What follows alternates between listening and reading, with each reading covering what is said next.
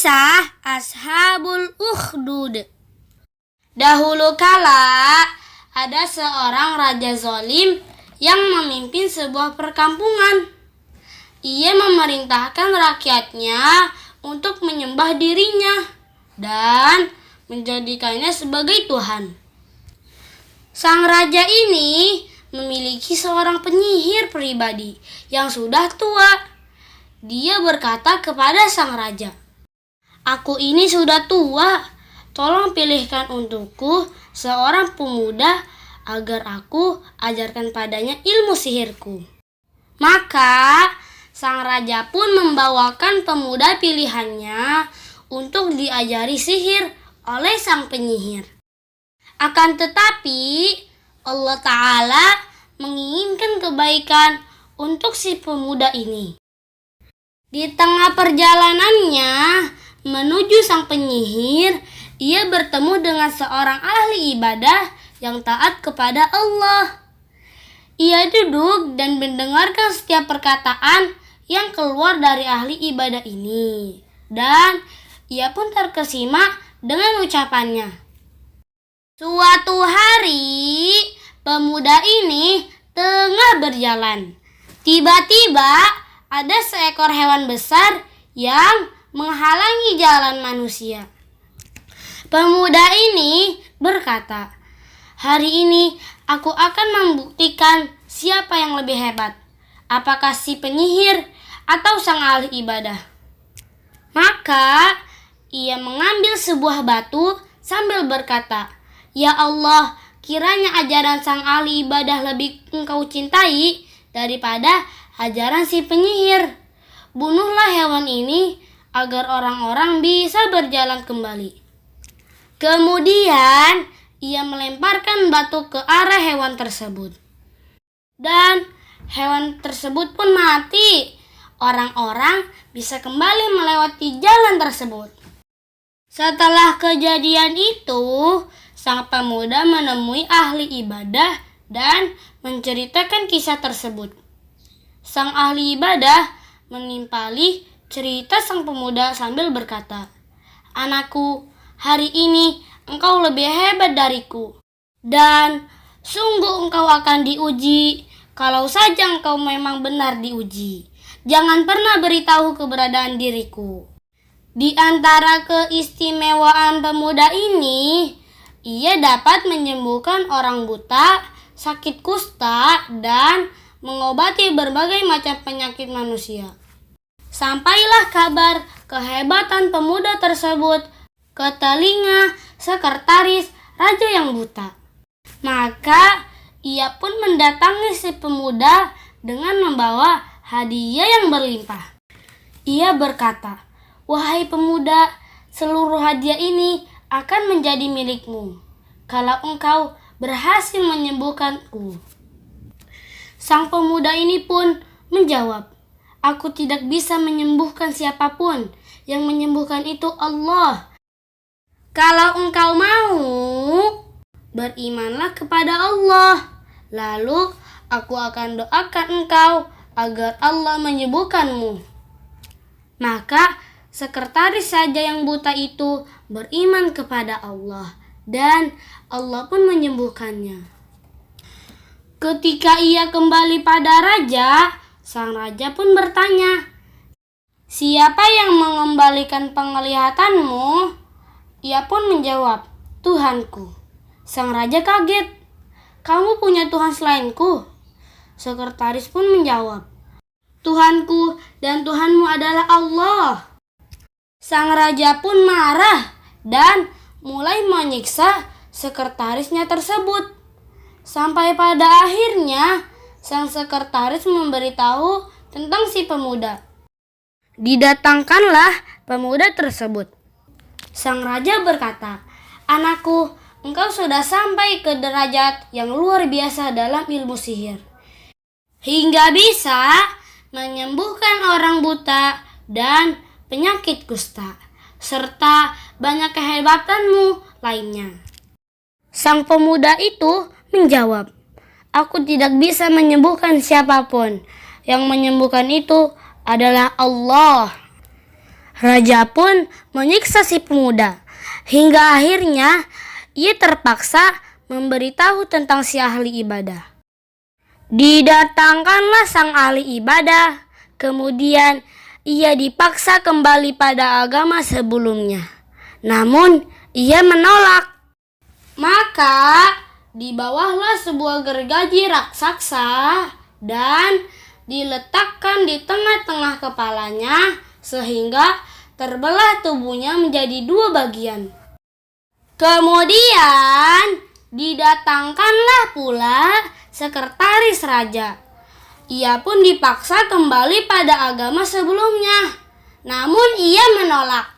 Maka dibawahlah sebuah gergaji raksasa dan diletakkan di tengah-tengah bagian kepalanya sehingga terbelah tubuhnya menjadi 2 bagian. Kemudian didatangkanlah si pemuda. Ia dipaksa kembali pada agama sebelumnya, namun ia menolak.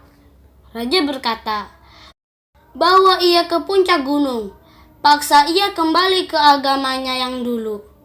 Kalau dia enggan, campakkan ia dari puncak tersebut." Sang pemuda kemudian berdoa, "Ya Allah, selamatkan aku dari mereka dengan cara yang Engkau kehendaki." Seketika gunung pun bergetar dan suruhan sang raja pun berjatuhan dari puncak gunung tersebut. Ia pun kembali pada sang raja. Melihat ia kembali, sang raja memerintahkan bala tentaranya untuk membawa si pemuda ke tengah laut. Sekiranya si pemuda menolak kembali pada agamanya, maka tenggelamkan ia ke dalam lautan. Sang pemuda kemudian berdoa kembali, "Ya Allah, selamatkan aku dari mereka dengan cara yang Engkau kehendaki." Seketika sampan pun terbalik dan tenggelamlah seluruh bala tentara sang raja. Sang pemuda pun kembali berjalan menuju raja. Setelah sampai, ia berkata, "Engkau tidak akan bisa membunuhku kecuali engkau melaksanakan apa yang aku perintahkan." Sang raja bertanya, "Bagaimana caranya?" Pemuda itu menjelaskan, "Kumpulkan orang-orang di suatu tempat, kemudian gantung aku di sebuah batang pohon, lalu ambillah anak panah dari tempat panahku. Panahlah aku sambil mengucapkan dengan menyebut nama Allah, Tuhan sang pemuda ini. Kalau engkau melakukan apa yang aku perintahkan, kau pasti berhasil membunuhku." Maka sang raja pun membunuh si pemuda itu sambil mengucapkan dengan menyebut nama Allah, Tuhan sang pemuda ini. Lalu matilah sang pemuda. Melihat kejadian tersebut, orang-orang yang menyaksikan berkata, "Kami beriman kepada Tuhan pemuda itu. Kami beriman kepada Tuhan pemuda itu." Melihat hal tersebut, dikatakanlah kepada si raja, "Yang engkau khawatirkan telah terjadi. Manusia telah beriman kepada Allah." Sang raja memerintahkan untuk dibuat parit besar di tengah jalan, dan akhirnya parit pun dibentangkan. Kemudian di dalam parit tersebut dikobarkan api raksasa. Siapa saja yang tidak mau kembali pada agama sebelumnya, maka ia akan dilemparkan ke dalam parit tersebut. Terjadilah apa yang terjadi, sampai tiba giliran seorang wanita yang beriman bersama anaknya yang tengah menyusui. Ibu ini ragu dan takut untuk masuk ke dalam kobaran api tersebut.